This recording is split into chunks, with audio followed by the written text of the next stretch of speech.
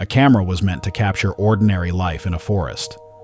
But when the latest batch of footage was retrieved, what it captured sent ripples of shock across the team, and, soon enough, the entire world. It started on an ordinary Tuesday. Alex Lang, a conservationist, sat in the makeshift office at the project's camp on the forest edge, sifting through hours of uneventful footage. The camera mounted to a tree trunk, its lens perfectly fixed on a narrow trail, had been placed there as part of a research project documenting wildlife patterns. The team never expected much. Maybe a stray deer, a family of foxes, or the occasional predator passing through. Given the low amount of human activity in the forest, they were hoping to see animals thriving. That's what Alex had been seeing: bears foraging, owls swooping silently between trees, the usual. Alex's opinions on the project shifted almost daily. On one hand, it was great to see nature thriving away from human interference, but on the other hand, it could be boring watching similar clips over and over again. When he'd agreed to be a part of the team, he'd been hoping to capture something a little more thrilling. In an untouched, remote forest, the possibilities had seemed endless. Maybe a rare flower thriving or a near-extinct animal setting up a home. But he hadn't been that lucky. That is, until exactly 7:42 a.m., when everything changed. The video on his screen showed a narrow path surrounded by gnarled trees. The soft hum of wind whispered through the dense forest, where sunlight splintered into slanted rays through thick, overhanging trees.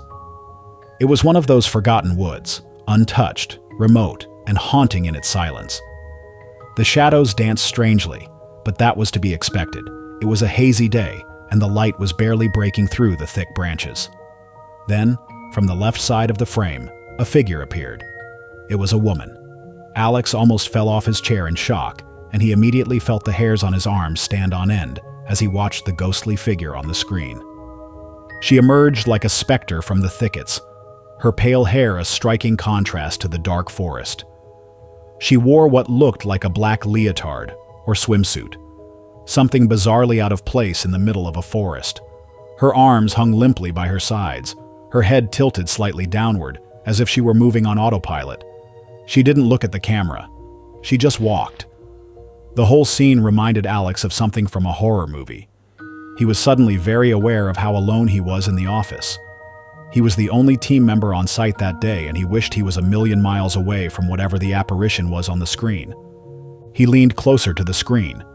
His heart rate picked up. There was no trail near that spot, no reason for someone to be there. In the entire time they'd been carrying out their research, he could count on one hand the number of people they'd seen, and they all looked much better equipped for a walk in an isolated forest than this woman did. The woman walked further into the frame, then paused, turning her head slightly as if she'd heard something behind her. But the camera captured nothing else. Just the forest, empty and eerily quiet. After a moment, she continued walking until she vanished into the shadows at the far edge of the frame. The footage ended. Alex rewound it and played it again, and again. Each time, chills ran up his spine. Something about her felt off. Not necessarily dangerous or aggressive, just wrong. The way she moved, her strange appearance, the fact that she just appeared seemingly out of nowhere. None of it sat well with Alex, but he had to be rational. He didn't want to jump to conclusions. Maybe she was a hiker who had gotten lost, though her attire made that unlikely. Still, he couldn't ignore the unease curdling in his gut or the goosebumps that covered his arms every time he saw her on the replayed footage. This was more than he could handle on his own. He didn't want to be out here anymore. Someone else needed to know about this footage. Alex shared the clip with his boss, Maria Jenkins. Within hours, it had made its way to local authorities, and within days, to the wider world. Somewhere along the chain, the footage had been leaked, and now it was all over social media, and conspiracy theorists were running wild with their theories. The video quickly went viral, shocking the whole world, and then there was no stopping the rumors. The eerie image of the pale woman was enough to draw millions of views. The woman's silent, unsettling appearance in the video set forums and news outlets ablaze with theories. Some claimed it was a hoax, others called it performance art. There were whispers of urban legends about ghosts in forests, but nothing fit cleanly. People wanted an explanation, to know what was happening in the forest that barely any of them had ever heard about. The authorities took it seriously. The footage had been verified as authentic. No tampering, no tricks. What Alex had seen was legitimate. Somewhere out in that huge forest was a woman, but no one knew who she was. Alex didn't believe in ghosts, but the footage had made him feel uneasy in a way he'd never done before. The abundance of theories swirling around on the internet didn't help. He told himself not to look, but he couldn't help it, and each night he found himself trawling through hundreds of comments. He refused to go back to the office alone, insisting that they should all work in pairs. There was no telling what other secrets the forest was hiding. Search teams were dispatched to the forest, sweeping the area for clues. Yet, despite days of meticulous searching, no trace of the woman could be found. No footprints, no belongings, nothing. It was like she'd just disappeared back into the trees. Even though the footage had shocked the entire world, not one theory mentioned a name. Surely someone out there had to recognize her, even though she hadn't shown her full face to the camera. There had to be someone out there who loved and cared about this woman enough to recognize her defining features. Then the moment finally came. Someone claimed to recognize her. A man named Reynolds came forward with a shaky voice and teary eyes during a live news broadcast. The woman in the footage, he claimed, was his younger sister, Reynolds, missing for 4 years. Emily had vanished without a trace during a road trip across state lines. Her car had been found abandoned at a rest stop about 20 miles from that very forest. The case had gone cold, leaving her family with no answers. Until now. No one could believe it. Why hadn't Emily's case been thought of when the footage emerged? In such a remote location, a car being found 20 miles away from the forest wasn't such a slim connection. The world was gripped by this case, and soon everyone was up in arms over police incompetency. Yet Carl maintained that he just wanted to find his sister. The man's revelation stunned everyone. How had Emily ended up in the forest? Why was she still alive? And why did she look so vacant, so detached? Had she really survived for 4 years out in that forest with no one finding her until a camera happened to spot her? It seemed hard to believe, but unless they could locate the woman again, no one would ever have any answers. The woman in the forest would remain a mystery. With Carl's steadfast belief that the woman in the footage was his sister, authorities redoubled their search efforts, this time with a new purpose: finding Emily Reynolds. Helicopters flew overhead, drones combed every clearing, and teams ventured deep into the forest's remotest parts. Days passed without progress. There was still no sign of human life within the forest, and the mystery of how the woman had survived for so long seemed to deepen. Once again, rumors began to circulate, with many people forgetting that at the heart of a story was a woman potentially in danger and a man who just wanted his sister back. Some people speculated that Emily had been kidnapped. Others said she'd wandered off deliberately, wanting to escape from the world. Other people even accused Carl of knowing more than he was letting on. Then, a breakthrough came, but it wasn't the police or the extensive search parties that found her. It was Alex. Unable to shake the image of Emily from his mind, he retraced her steps as seen in the footage. He'd been studying the video frame by frame ever since he first saw it, cross-referencing it with the other camera footage left in place around the area, and he was pretty sure he'd identified the spot where it was taken. The path was nearly invisible, overgrown and hidden from anyone who wasn't deliberately looking for it. But he pressed on, pushing through branches and underbrush until he found it. Ever since he'd first seen her on the screen, he hadn't been able to get her image out of his mind. She needed to be found. Even if she had deliberately disappeared, her brother deserved the peace of mind that she was okay. Just when he felt like giving up, when every branch and bramble looked the same, Alex stumbled out into a clearing. His clothes were torn, and his back ached from stooping, and he wondered how the woman had made the journey in the unsuitable clothes she'd been wearing. But it was what he saw in the clearing that shocked him the most. At its center stood an old wooden shack, its exterior rotting and overtaken by moss. It looked like it hadn't been touched in decades. Alex's pulse quickened as he approached, every nerve in his body screaming at him to turn back. But he didn't. Once again, he was reminded by how little the vast place had been explored. Even with their project, they hadn't stumbled across this location before.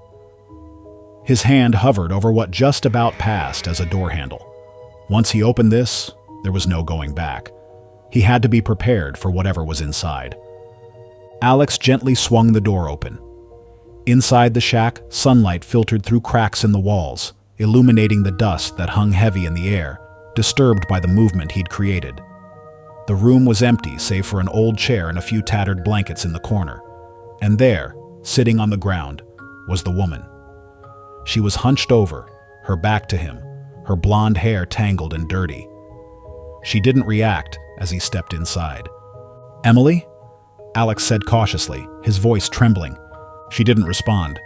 He knelt down beside her and gently touched her shoulder. At that, she flinched and turned her head toward him, her eyes wide and glassy. There was recognition in them, a flicker of something buried deep beneath the surface. "You're safe now," Alex whispered. Tears welled in her eyes, and for the first time in years, Emily Reynolds began to cry. Alex fished his cell phone out of his pocket and prayed he had a signal.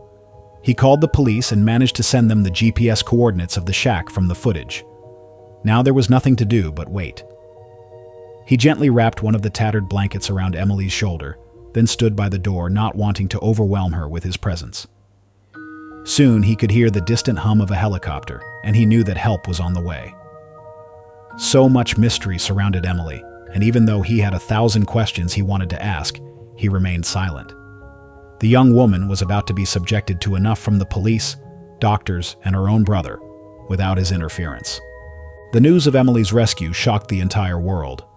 She was alive, malnourished, dehydrated, and traumatized, but alive. Doctors said her physical recovery would take time, but her mental healing would take far longer. She remembered very little about the past 4 years, only fragments of wandering, of being alone. She spoke of something keeping her in the forest, but no one could get from her what it was. The best guess that doctors had was that it was her own poor mental state that had kept her there. The shack where Alex found her had no answers. Investigators determined it had been abandoned for decades. They found traces of foraged items from the forest, meaning Emily had been managing to feed herself small amounts of food.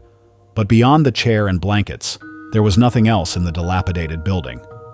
Some believed she had wandered into the forest after experiencing a breakdown or an accident. Perhaps she'd been surviving on sheer instinct, too disoriented to find her way out. Others theorized she'd been held captive but had escaped, only to lose herself in the woods. The truth, whatever it was, lay buried within Emily's fractured memory. Carl didn't know what was for the best, the truth to remain lost, or for Emily to eventually remember the dark events of the past 4 years. When he finally reunited with his sister at the hospital, Carl held her hand and promised her that she was safe. That whatever had happened, whatever the camera had captured, was in the past. For the first time since her rescue, Emily's face lit up when she saw her brother, and Carl was given some hope that one day things might return to a version of normality that Emily could live with. For now, he was just content to have his sister back, to help her on this next journey in life and make up for the time they'd been apart. He was sure that time was now the best healer they had. The more time Emily spent with Carl, the better she seemed to get. Her progress far surpassed doctors' expectations, and they told Carl they were happy with the way things were going. The best answer they could provide him with was that Emily had had some sort of breakdown. The theory fit with her past tendencies to suffer from depression and anxiety, and at the time of her disappearance, she hadn't been taking medication. All Carl wanted to do was focus on the present, though, on getting his sister better. As for Alex, he never stopped thinking about that day. He visited the forest often, not out of fear, but out of gratitude. For all its mysteries, the forest had given something back. It had returned Emily to her family. Sometimes he thought about the camera, about how it captured that exact moment in that exact spot. What were the odds? Maybe it was luck. Or maybe, in some strange way, Emily had wanted to be seen. Whatever the truth was, he was just glad that everything had worked out well in the end. Now it's over to you. What do you think of this story? Do you know any other stories where people have mysteriously disappeared? We'd love to hear your thoughts, so please leave a comment below. Thanks for watching. We'll see you in the next video.